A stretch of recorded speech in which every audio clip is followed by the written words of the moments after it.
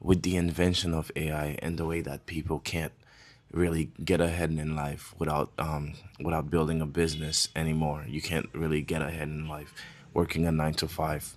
And countries with really young population are dealing with a bunch of gang violence and people dying and a bunch of senseless violence, basically. For example, Haiti and a bunch of African countries where people are living in absolute deplorable conditions where human beings shouldn't even be born into. And that's why I suggest for a global ban on poor people having children, maybe a sterilization event where you sterilize almost every poor person, where with the world how it is right now, and if poor people can't have kids, that's almost 99% of the global problem being solved. You don't have to worry about world hunger because everybody born will be rich enough to feed themselves. And there shouldn't be a divine right that people who can't even afford to feed, like, who can't even afford to feed themselves, should be allowed to bring in other conscious life, other people with consciousness into the world.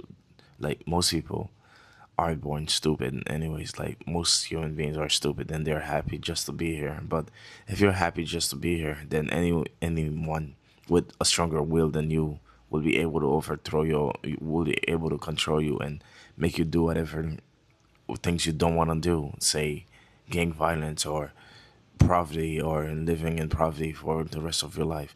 A bunch of people never flown first class before, which is absolutely sad and disappointing. And it's a symptom of how poor the world, lots of the people in this world is. And look, listen, not everyone can be rich. Yes, I understand, but you have a choice to being poor or not.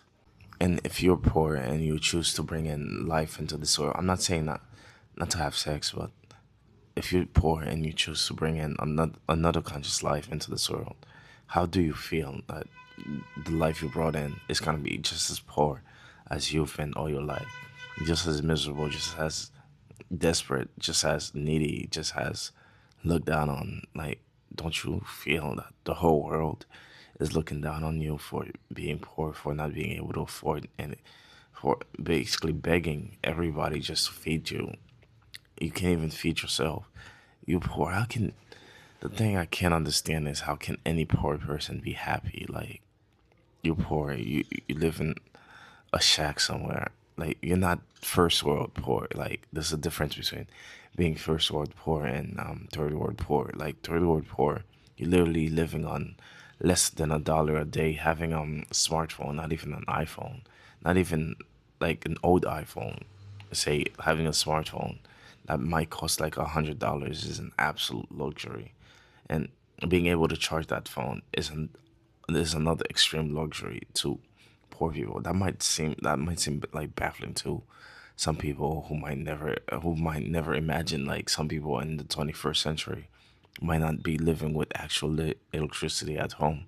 But majority of a bunch of African countries, a bunch of people in Haiti, at least 70% of people in Haiti don't have access to consistent electricity. And you might think, hey, that's actually, it's about 80% of people that don't have access to consistent electricity. And it's not it's not a good way. It's not a good way to live. And a bunch of people are actually happy living that way. And I think they're only happy with that kind of situation because they don't understand how terrible their situation really is. Like, once they with social media, they some of them are beginning to understand. That's why they have a bunch of gang violence. That's why people are absolutely lashing out. And when you see the state of the country, when you see the state of the misery that being poor is, like, it's an absolute misery.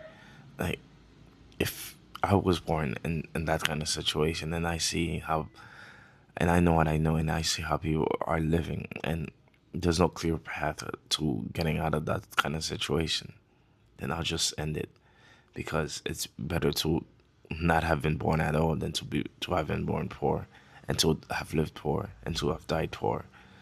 That's absolutely a treacherous existence. There's no point of living as a poor person.